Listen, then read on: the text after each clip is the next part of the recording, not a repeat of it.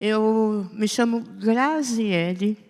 Talvez você já tenha me visto aí na televisão alguma vez na vida, porque eu não apareço. E faço questão de não aparecer. Mas eu vou fazer 30 anos de comunidade. Em janeiro, eu completo 30 anos que eu deixei a minha casa, deixei a minha família. Eu era uma jovem de 18 anos, não é? Vim para a Canção Nova, sou do Paraná. Quero mandar um abraço para os meus conterrâneos de Maringá. Eu sou de Maringá, mas vivi muitos anos também em Londrina, então meu abraço a Londrina também. E eu saí de lá com 18 anos, participava de uma paróquia salesiana naquela época, de Nossa Senhora Auxiliadora. Fazia parte de um grupo de jovens que nós tínhamos começado e que até hoje existe, esse grupo. É o Dom Bosco Júnior, lá em Londrina, né? E vim para a Canção Nova. A Canção Nova não tinha nada, Tinha, como o diácono Nelsinho sempre conta, aquele vale ali, aquele brejo, né? Era uma terreiro só, era só terra, não é? A lanchonete era feita de madeira, igual aquelas barraquinhas de festa junina nas nossas paróquias, era a nossa lanchonete. Né? Tinha um quiosquezinho, né? Tudo muito simples, uma verdadeira Belém, não é? E eu vim assim, seguindo a estrela da minha vocação.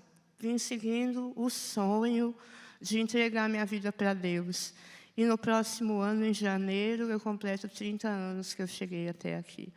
Então, por que eu estou falando tudo isso? Porque, de certa forma, é uma profecia, né? Porque Jesus também começou a sua vida pública com 30 anos. Então, eu estou seguindo os passos do Mestre, né? Com 30 anos, estou fazendo minha primeira pregação num acampamento de oração. Então, por aí, graças a Deus, já dá para ver que eu estou seguindo os passos de Jesus. Mas eu também quero fazer memória hoje desse lugar.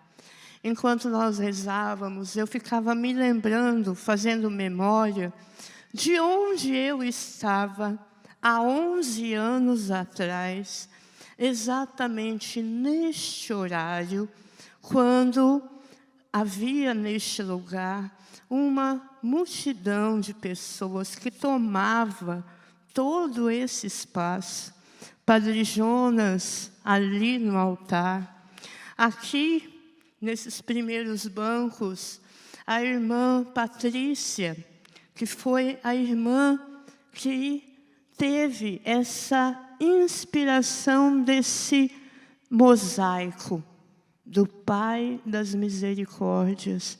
E nós estávamos aqui todos reunidos, fazendo a dedicação desse santuário, exatamente nesse horário. E eu me recordava que eu chegava exatamente nesse horário de uma missão. Estava chegando mesmo, chegando do aeroporto, literalmente chegando, desembarcando de uma missão na Terra Santa. Eu tinha passado 1 ano na Terra Santa e eu estava chegando justamente no horário da missa de dedicação do Santuário do Pai das Misericórdias. Gente, nada dessas coisas que acontecem em nossa vida, elas podem passar por nós despercebido. O povo de Deus, povo escolhido, sempre fez memória. Até hoje, o povo judeu, eu morei lá na Terra Santa, eu posso dizer com propriedade, eles fazem memória da história de salvação, não é? E é sobre isso também que eu vou falar um pouco, porque nós somos esse povo que o Senhor separou. Nós somos um povo escolhido. Nós somos um povo eleito. Nós não somos um povo que escolheu a Deus. Não. Se você está aqui hoje, se você está aí me acompanhando, eu não sei de onde você está me acompanhando. Pode ser que você esteja num hospital, como muitas vezes eu estive durante o meu tratamento do câncer. Pode ser que você esteja até mesmo na sua casa, com uma enfermidade, ou passando por uma situação difícil na sua família. Pode ser que você esteja no seu trabalho, com o foninho de ouvido, mesmo em meio a tantas tarefas, tentando acompanhar e sintonizar o seu coração em Deus. Pode ser que você esteja dirigindo, pode ser que você esteja dentro de casa, preparando os afazeres de casa. Pode ser que você esteja no seu escritório, eu não sei. Pode ser que você acompanhe essa pregação daqui a alguns anos pela internet. Mas saiba que não foi você que correu atrás de Deus. Foi Deus que te amou primeiro. Ele sempre te amou. Ele te escolheu, mesmo quando ninguém podia imaginar que você iria nascer. Ele já tinha te escolhido. E nós somos esse povo, essa família que pertence a Deus. O Senhor, Ele não olha para nós como uma multidão. Deus, Ele não olha para nós como uma família. Ele olha para você de forma pessoal. Mas nós não fomos feitos para viver isolados. Nós fomos feitos para viver em família.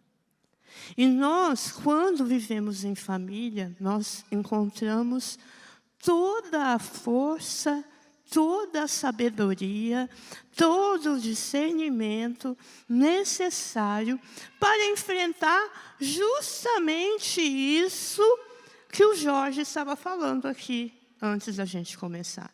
Então, esse é o primeiro segredo que eu quero falar para você. O primeiro segredo que eu quero falar para você. Não queira viver nesse tempo, nesse mundo, nessa situação concreta que você esteja passando sozinho. Sozinho você realmente não vai aguentar. Sozinho eu já falo para você, é morte certa. Você vai deixar a sua fé. Porque Deus não nos fez para viver sozinho. Nós precisamos uns dos outros. Aquilo que às vezes eu não consigo enfrentar, é o meu irmão que vai me sustentar. Deus através do meu irmão. Nós vivemos no tempo de que Deus continua vindo. Ele vem todos os dias, mas Ele vem através do irmão, através de alguém. Ele se manifesta na sua vida. Pode ser que seja através até mesmo de uma pessoa simples, um doente. Eu não sei como que o Senhor, Ele está vindo na sua vida. Pode ser que seja dentro da sua casa. Com alguém que esteja dentro da sua casa, Deus está, o próprio Jesus está se manifestando a você. Mas não abandone, não vire as costas para esse Jesus que vem. Porque é com esse Jesus, seja Ele chagado, seja Ele glorioso, forte, ressuscitado, seja Ele um bebê frágil, dependente de você, porque às vezes um idoso, um doente, ele se torna um bebê, não é assim? Se torna um bebê. Pode ser que Jesus, bebê, através dessa pessoa, ela esteja vindo hoje na sua vida, de forma muito concreta. E o que você está fazendo com esse Jesus? Nós estamos vivendo no tempo do Natal. E essa semana passada, quando eu estive em São Paulo, fazendo os exames que eu preciso fazer de acompanhamento, porque eu tive um câncer na língua e eu estou ainda em acompanhamento. Eu falei assim, eu vou comprar algum enfeite para minha casa lá. Eu moro com a minha mãe, e aí eu falei, eu vou comprar algum enfeite de Natal. Gente do céu, foi difícil encontrar um anjinho, porque só encontrava Papai Noel. Eu falava assim, ele tem Papai Noel verde, azul, amarelo, rosa, preto, vermelho, branco. Tem Papai Noel de todas as cores. Tem duende, tem soldadinho, tem uns trem que eu falei assim, gente, não tem nada a ver. Tem rena, do nariz vermelho, do nariz azul, amarelo. Tem tudo que é tipo de coisa. Mas, às vezes, você encontra um presépio desse tamanhozinho assim, com o menino Jesus, Maria e José, que é o olho da cara também, né? Mesmo sendo pequenininho, caro pra caramba. E eu falei assim, realmente, nós vivemos numa sociedade sem Deus. Sem Deus. Não é? E aí, aí a gente começa a ver, Jesus, Ele está vindo na sua casa. Você manifesta essa presença de Jesus em quem chega na sua casa? Porque assim, Papai Noel é muito bonito, laço de fita, guirlanda, bolinha de Natal, tudo isso é lindo, eu acho lindo. Mas e Jesus? Aonde está Jesus nessa história toda, dentro da sua casa? Quando nós, São Bernardo de Claraval, é um dos santos da igreja, um dos grandes santos da igreja, em que ele fala em que existem 3 vindas de Jesus. Aí você fala, meu Deus do céu, eu achava que era só uma, agora eu fiquei sabendo que são 2, e agora essa mocinha aí vem dizer que são 3. Não é? Como assim? A primeira vinda de Jesus é aquela vinda que nós conhecemos, em que Jesus veio na carne e assumiu a nossa fraqueza humana. Não é? E primeiro é sobre essa que eu quero falar. A segunda vinda a gente já está ouvindo falar, sobre a parousia, Jesus que virá em glória e majestade. Mas existe também uma terceira vinda, que na verdade é uma vinda intermediária. É a vinda que nós vivemos agora, que é em espírito e em poder. Mas eu quero começar falando da primeira vinda. Quando Jesus veio e em carne e assumiu a nossa humanidade, a nossa fraqueza, na verdade, muitos não acolheram Jesus. O povo escolhido, como eu disse, o povo da primeira aliança, o povo que o Senhor escolheu e consagrou para si, o povo que o Senhor separou para si, o povo que o Senhor amou e disse, esse é o meu povo. Não é? Esse povo, eles muitas vezes se rebelaram contra Deus, assim como nós. A história do povo de Deus é a nossa própria história. Deus nos escolhe, Deus nos ama, mas muitas vezes a gente vai colocando outras coisas no lugar de Deus. É igual a história do Natal. Eu não compro um presépio, não acho muito caro um presépio, mas eu quero uma árvore de Natal bem grande, 2 metros, toda decorada, bem linda na minha sala, não é? Eu coloco Papai Noel pendurado na janela da minha casa, não é? E eu tenho lá um presepinho bem pequenininho no cantinho da minha sala, porque eu sou cristã, não é? E é assim. São nas pequenas coisas que nós vamos colocando outras coisas no lugar de Deus.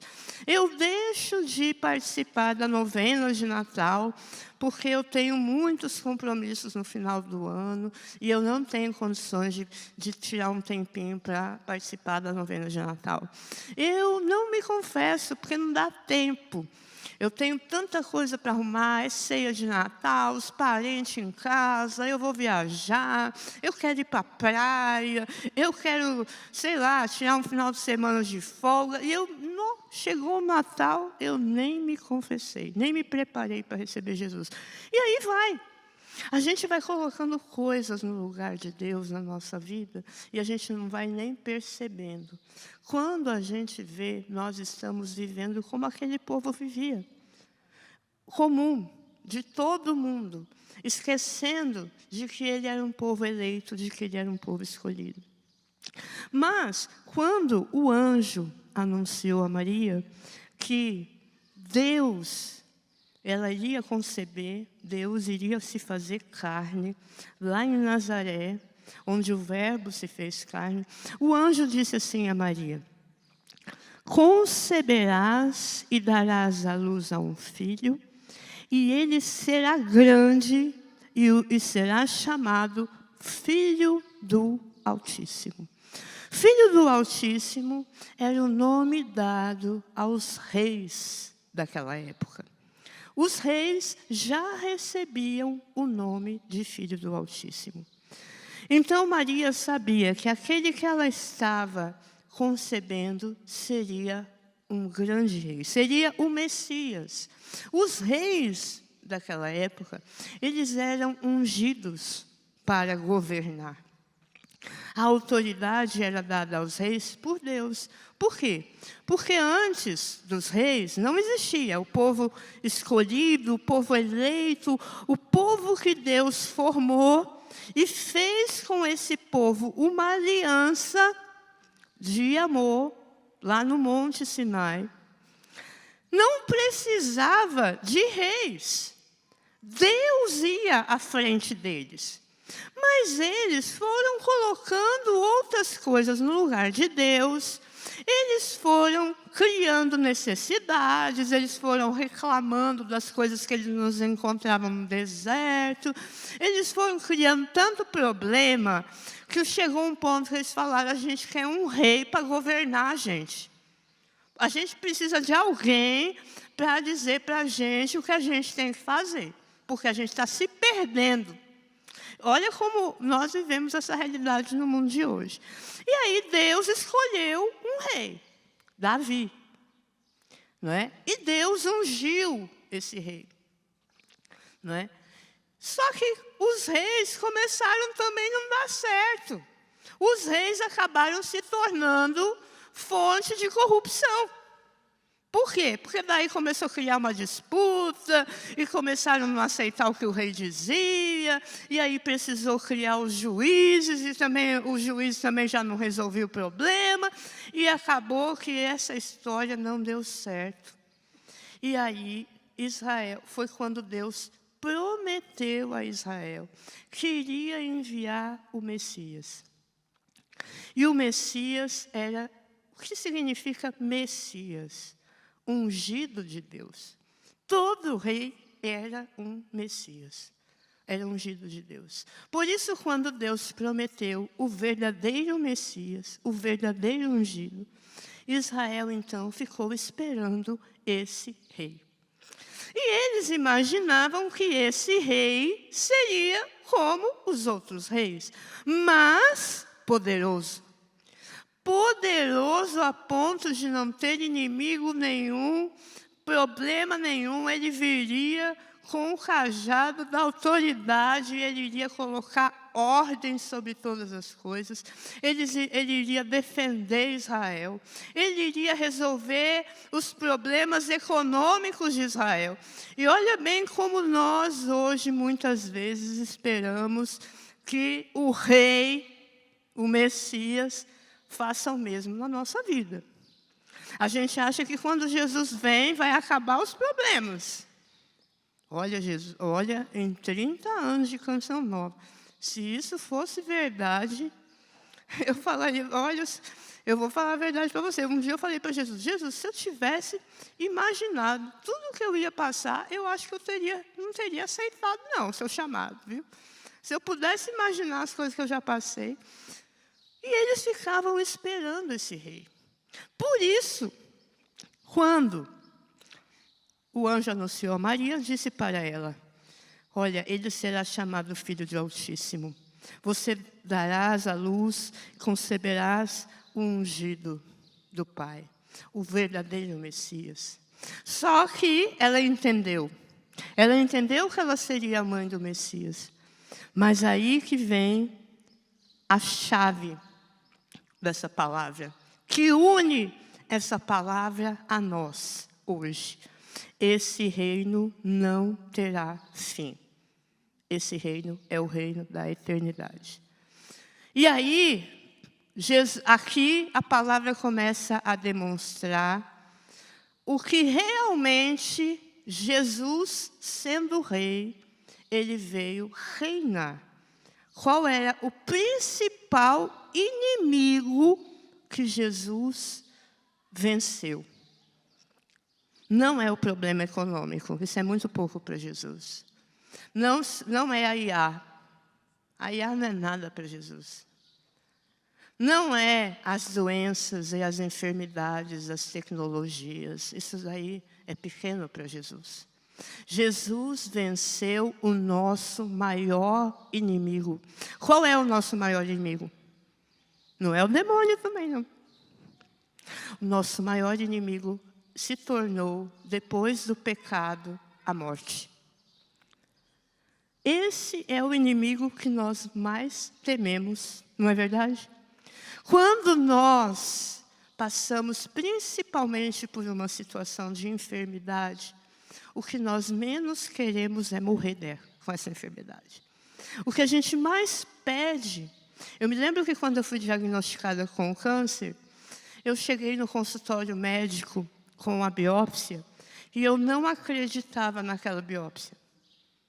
Eu queria repetir o exame. E o médico falou assim para mim, repetir o exame é a última coisa que você precisa fazer agora. Porque isso que eu estou vendo aqui é o que eu vejo aí. Então não perde tempo em repetir esse exame, não. Aí a segunda pergunta que eu fiz para ele, tá, mas então tudo bem, por que esse negócio veio parar dentro da minha boca? Sendo que eu não bebo e eu não fumo. E esse tipo de câncer só dá em pessoas que bebem e fumam. Por que eu tive esse câncer? Por que eu? E ele virou para mim muito calmamente e falou, minha filha, sem justificativas. Eu não sei, a ciência não consegue explicar por que você está tendo esse câncer. E aí eu virei para Deus. Por que Deus? Por que eu? Por quê? Eu que entreguei minha vida. Eu que busco uma vida de santidade. E o Senhor permite que eu tenha essa doença.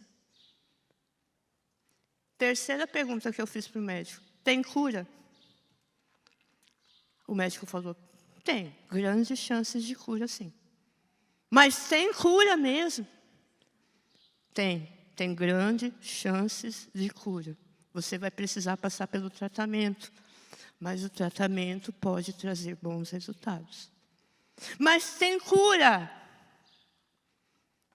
Tem possibilidade, sim. O médico jamais vai falar assim, você vai ser curado de cara. Ainda mais pelo estágio que já estava. E aí, mais uma vez, ele me arremessou para aquele que me chamou.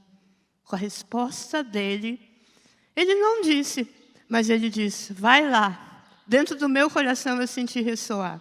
Vai lá naquele que te chamou. Vai lá naquele que te escolheu. Naquele que te consagrou. Não é? Porque Ele está vindo hoje, novamente. Aquele mesmo rei que veio, aquele rei que se encarnou, Ele vem hoje, nesse câncer na sua vida. Ele está te visitando. E quando o Senhor nos visita hoje, naquilo que nós vivemos, seja, igual eu falei, da forma que for, é para nos preparar para a sua vinda definitiva. E eu, gente, como consagrada, eu reconheço e eu admito para vocês. Eu morria de medo de morrer. Morria. Eu não queria falar nem essa palavra. Por quê? Porque o meu pai teve câncer. E o meu pai faleceu, depois do diagnóstico, em 60 dias. Depois do diagnóstico, ele fez a cirurgia não resolveu. Quando ele saiu do centro cirúrgico, o médico chamou a família, nos chamou e falou assim, olha, se o seu pai resistir a essa cirurgia, nós vamos ver o que nós conseguimos fazer. Mas não há muito o que ser feito. Ali, o meu mundo desabou. Eu nunca podia imaginar que Jesus não fosse curar o meu pai. Eu vivia com Jesus um relacionamento de troca. Senhor, eu te dei minha vida. E aí, o que o Senhor vai me dar em troca? Era assim que eu vivia. Eu vivia com Jesus como se ele fosse um remédio. Jesus, está doendo. Vem aqui tirar essa dor. Jesus, está difícil. Vem tirar essa dificuldade. Jesus, está pesado. Vem aliviar meu fardo. Era assim que eu vivia com Jesus. E aí, como Jesus não me atendeu, porque meu pai faleceu, eu me revoltei com Jesus. Ele veio me visitar, ele bateu na minha porta, como consagrada. Mais uma vez ele disse, minha filha, você é minha, confia em mim. Eu te escolhi, você é minha. Confia que eu tenho o controle do tempo. Eu não vim só naquele tempo. Eu já dei a minha vida. Eu vim como rei. Os meus não me conheceram. Mas o meu reinado já venceu o maior inimigo, que é a morte. Você não tem o que temer. Você não tem o que temer. A morte não tem a palavra final na sua vida. Mas eu não queria saber. Eu falava assim para Jesus, olha Jesus, tudo bem, a morte não tem a palavra final, mas eu perdi meu pai. Eu não vou ter mais ele aqui comigo. Nunca mais eu vou ver meu pai. Nunca mais eu vou abraçar meu pai. Nunca mais eu vou ouvir os conselhos do meu pai. E eu vivi como revoltada na Canção Nova por mais de 10 anos. Uma consagrada, revoltada. Eu não vou mentir para você, não. Porque se nós não deixamos Jesus vir e reinar hoje, na realidade concreta da nossa vida, você pode ser um padre, uma freira, uma consagrada, um casado, um solteiro, um jovem, um velho, um idoso, um doente. Você pode ser o que você for, que você vai se afastar daquele que te escolheu. E romper a aliança. Porque o amor que Deus tem por nós não é um amor pequeno. É um amor igual a um casamento. Eu sei que casamento hoje em dia é complicado, né? Mas o verdadeiro matrimônio é aquele amor fiel. Outro dia aqui no santuário tinha um casal celebrando, gente, 60 anos, 65 anos de casado. Esse é o amor que Deus tem por nós. É um amor de predileção, de escolha, eterno, fiel. Mesmo nos nossos nãos, nas nossas revoltas, nas nossas rebeldias, Ele nunca deixa de nos amar. Nós traímos, nós adulteramos, nós olhamos, deixamos Ele de lado, começamos a viver a nossa própria vida como se a gente soubesse muito bem o que a gente tem que fazer e tudo que a gente tem que viver. Mas Ele jamais se esquece e nos abandona. E mesmo nesse tempo todo que eu vivi à margem, vamos dizer assim, da minha consagração, Ele ficou me esperando. E olha aqui que bonito. É assim, Ele já, quando Ele pressente a nossa volta, igual o pai, Ele já sai e vai lá na estrada esperar o filho que resolveu voltar. Foi exatamente isso que aconteceu comigo no dia que eu cheguei aqui no Brasil, depois de ter passado um ano na Terra Santa, naquela minha revolta.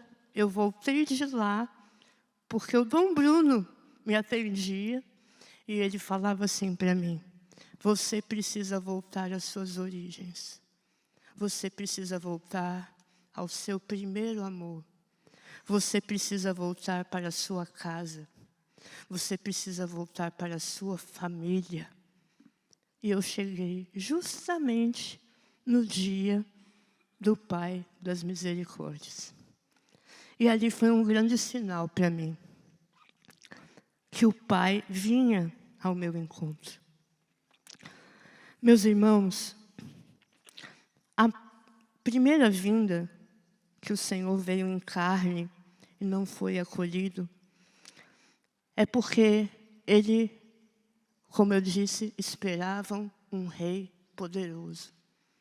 E Ele se apresentou e Ele chegou como um bebê, numa manjedoura feita de madeira, e Ele viveu 30 anos escondido na sua Nazaré, vivendo como um trabalhador.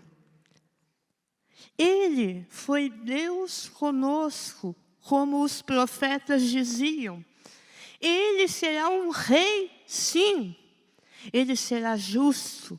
Ele governará sobre todas as nações. Mas a sua aparência é de homem. Por que ele veio assim? Por que ele se apresentou, se manifestou como homem? Porque Ele é um Deus conosco. Olha aí para o seu lado, olha para a pessoa que está do seu lado. É Jesus. É assim que Jesus se apresenta. Foi assim que Jesus se apresentou. Jesus, homem. Jesus que precisava tomar banho. Jesus que precisava cortar as unhas. Jesus que trabalhava. Jesus que sentava à mesa. Jesus que devia ser bem comilão, não é? Que devia gostar de comer a comida de Nossa Senhora, que devia ser muito boa, não é? Porque quando a gente não sabe cozinhar, pede ajuda de Nossa Senhora, você vai ver como que a sua comida vai ficar boa. Então é porque ela é uma cozinheira muito boa. Então Jesus devia comer muito bem, não é? Jesus que dormia numa caminha, como todo mundo dormia naquele tempo. Jesus é um Deus conosco. Mas, como eu disse, Ele não foi acolhido. Hoje, Jesus continua vindo todos os dias, como Rei. Ele quer reinar no seu coração. Santa Teresa e os grandes místicos da igreja dizem assim. E uma coisa, São João Paulo II dizia que nesse tempo que nós estamos vivendo, diante de todas aquelas realidades que o Jorge falou, tá? Se nós não formos místicos, nós não seremos nada. E aí você vai me falar assim, o que é ser místico? Ser místico é uma coisa muito elevada. Não é para mim, não. Eu sou uma pobrezinha que reza o texto, vou na minha missinha, faço ali, leio minha palavra de Deus na minha liturgia diária. Eu não, isso aí é para gente muito aprofundada, para gente muito não sei o quê. Não. Sabe o que é ser místico? Ser místico é permanecer em Deus, é viver unido, é uma união com Deus. A vinda intermediária, que é a vinda que eu falei para você, que tem a primeira vinda que Jesus veio na carne e na fraqueza, para mostrar para nós de que Ele é rei, mas Ele é um rei homem, que vive tudo aquilo que você viveu, mas que venceu a morte na cruz, que é o nosso maior inimigo. Ele reinou sobre a morte e Ele reina sobre a vida. E aí, a vinda gloriosa, Ele vai vir como rei, na plenitude da vida, para nos levar à plenitude da vida. Vai ser a batalha final.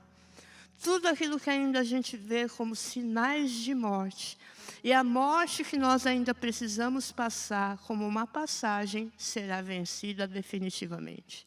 Porque nós receberemos o nosso corpo glorioso. E esse corpo mortal, e aí sim, a morte desse corpo vencerá. Não é? Porque a nossa alma já vai viver na morte que nós vivemos agora. Mas com a vinda de Jesus em glória, a morte do nosso corpo mortal será vencida. Nós receberemos, então, o corpo glorioso. E aí sim, nós receberemos a vida em sua plenitude. Mas o caminho entre a primeira vinda e a segunda vinda é a vinda intermediária. É essa vinda diária. A vinda de Jesus no seu dia a dia, de alguma forma. Eu não sei o que você está vivendo. Eu não sei como Ele está vindo. Comigo, como eu disse, foi através do câncer. Ele veio. Gente, mas é preciso reconhecer Jesus. E não fechar a porta para Ele. Nessa vinda que Ele faz, uma coisa que nós precisamos para permanecer nele é, primeiro, como dizem os místicos, entrar dentro de nós. Porque essa vinda não é uma vinda visível. É uma vinda que acontece dentro. Só experimenta essa vinda, que é a vinda em espírito e em poder, quem entra dentro de si. E Santa Teresa fala que a porta para entrar no castelo desse rei, que é dentro de nós, primeira é o autoconhecimento. Por que é o autoconhecimento? Porque o autoconhecimento nos leva à conversão. E aí entra, gente, aquilo que o Jorge estava falando, de todas essas realidades que nós vemos no mundo de hoje, o que é conversão hoje, nessas realidades que o Jorge trouxe? É reconsiderar a própria vida. É colocar em questão o jeito que nós estamos vivendo. Será que você hoje está vivendo como alguém que vive com Jesus, que não só fala de Jesus, que não só acredita em Jesus, que não só busca Jesus, mas você vive e Ele reina em você. Ele é o rei do seu coração. Porque se Ele é o rei do seu coração, esse reinado é Ele quem determina como você vai viver todas as coisas. Nesse reinado, é Ele que governa. Ele vai dizer como você vai viver o seu matrimônio. Ele vai dizer como você vai viver o seu namoro, você que é jovem. Ele vai dizer como você arruma a sua casa, se é com Papai Noel ou se é com um presépio. Ele vai dizer como você vai viver o seu dia de Natal, se é com uma ceia farta ou se é indo à missa. Ele vai dizer se você precisa de uma roupa nova, se você vai se enfiar em dívida para comprar presente. Ele vai dizer o que é para ser vivido no dia a dia, porque Ele é o rei. E Ele precisa reinar nas coisas concretas. No carro que você tem, no sapato que você veste, no jeito que você se arruma. Será que você precisa pôr um monte de... fazer um tratamento estético para comunicar Jesus? Será que para Jesus reinar na sua vida você precisa de grandes coisas? Não. A gente não precisa de nada dessas coisas aqui desse mundo para que Jesus venha reinar na nossa vida. Gente, é assim que nós nos preparamos para a vinda definitiva, onde Ele virá como rei. Em rei, na sua realeza, na sua majestade, na sua glória. Se Ele não reinar hoje, nessa vinda do dia a dia, na sua vida, como você vai reconhecer o Rei da glória? Como é que nesse dia da realeza de Deus, você vai querer que Ele reine? Se Ele nunca reinou, para que você vai? Esse não é o seu rei. Pode ser outros reis, mas esse não vai ser o seu rei. E Jesus não vai estar feliz com isso, mas Ele vai fazer o quê? Nunca foi. Vai ser naquele dia. No dia da sua vinda é que você resolveu que Ele é o seu rei. Não, as coisas não funcionam assim no reino de Deus. Desculpa eu te dizer. E olha só, para finalizar, porque o nosso tempo está acabando. Não se perturbe o vosso coração. Com todas essas coisas que o Jorge falou, e outras que nem conseguimos falar, que estão acontecendo nesse mundo afora. Por quê? Crede em mim. Crede também em Deus. Na casa do meu Pai há muitas moradas. E eu já estou esperando por você. Eu já preparei a sua morada definitiva. O seu castelo interior, que hoje é a morada de Deus, ela também vai passar. Porque ela é de carne. Mas o Senhor está preparando a morada definitiva, que é o seu corpo glorioso, que vai reinar com Ele na sua glória. E aí o Senhor fala, eu já preparei. Se não fosse assim, eu vos teria dito, porque vou preparar-vos. Mas eu já preparei. E depois que você tiver ido, e que eu tiver preparado esse lugar para você, eu voltarei e eu te levarei comigo, para que onde eu estiver, você esteja comigo. E nós sejamos um, eu em você, você em mim, e eu em tudo o que existe. Nós seremos um só com Deus. Mas você precisa preparar a vinda do Senhor hoje. Não queira ser um com Ele no dia que Ele voltar.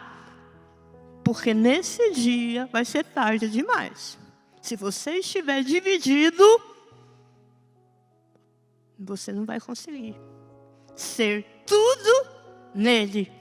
Se você estiver dividido entre Ele e as coisas desse reino, deste mundo, se o seu reino interior estiver dividido, não vai ter como ir. Por quê? Porque é tudo nele e Ele em você. É tudo. E tudo, como dizia o nosso Padre Jonas, é tudo. É tudo em você. E aí, para terminar, ele fala: e para onde eu vou, vós sabeis o caminho. E esse sermão aqui, gente, é escatológico, viu? É para nós. E Tomé pergunta assim: Senhor, não sabemos para onde vais. Então, como podemos saber o caminho? Jesus disse: eu sou o caminho. Permaneça em mim. A palavra para o tempo de hoje, enquanto nós esperamos a vinda em glória, é: permaneça em mim. Permanecer em Deus. Permanecer em Deus. E para fechar, eu quero só trazer um poema. Eu vou lançar um livro. Então, quem quiser saber mais sobre o que Deus fez na minha vida, eu peço, compre o livro. Vai ser lançado em março, com a graça de Deus. O nome do livro é O Espírito e a Esposa Dizem Vem. E nesse livro eu dou o meu testemunho completo, onde eu falo de tudo que Deus realizou e realiza na minha vida. Para encerrar, durante o meu tratamento do câncer, eu conheci uma santa, que é a Santa Hildegarda. A Santa Hildegarda, muitos aqui no Brasil conhecem a medicina dela. E eu me apaixonei pela vida espiritual dela. E é essa vida espiritual que eu também desejo para você. Onde o Senhor vem todos os dias e reina. E ela, numa das visões místicas que ela teve, ela descreve os céus novos e uma terra nova. E eu desejo que esse poema inflame no seu coração o desejo pelos céus novos e uma terra nova. Fique de pé. Coloque a mão no seu coração e escute esse poema que foi baseado numa das visões de Santa Hildegarda. Quando o juízo se cumpriu, silenciaram os relâmpagos, os trovões e os ventos. Você pode fechar os seus olhos. As tempestades cessaram. E tudo o que estava em desordem e instável se dissolveu num único instante. Uma paz, como um manto, cobriu toda a criação. E os eleitos, os que foram escolhidos, os que viviam o reino de Deus, brilhavam mais que o sol, tomados por uma alegria indizível, e subiam ao céu. Eram acolhidos pelo Filho de Deus e saudados pelo exército dos anjos. Ao mesmo tempo, infelizmente, os que se perderam eram arrastados e eles choravam com gritos e lamentos, acompanhados pelos espíritos malignos. O céu recebeu os justos. No alto, um louvor tão imenso. A criação parecia renovada. O fogo já não queimava. O ar era leve, a água serena, a terra firme. Os astros e as estrelas repousavam no firmamento como joias. Não havia mais noite, mas um único e eterno dia. Não precisarão de luz de lâmpada, nem da luz do sol, pois serão iluminados com a própria glória do Senhor. A sombra da noite acabou para sempre. Nenhuma luz humana podia se ver, nem o sol se punha. O Senhor de tudo, em sua glória, iluminava os que pela graça haviam reinado com Ele. É essa vida que te espera. E é essa vida que nós desejamos. E é por isso que, como esposa de Cristo, como a igreja, como povo eleito, eu convido você a dizer: vem, Senhor Jesus. Vem, Senhor, hoje. Vem reinar hoje na minha vida. Vem, Senhor, tomar o governo de toda a minha existência. Tomar o governo da minha família. Tomar o governo do meu coração. Porque eu quero, Senhor, vencendo esse inimigo da morte, reinar contigo em glória para todos sempre. Amém. Muito obrigado, Senhor. Obrigado, Jesus. Vem, Senhor Jesus.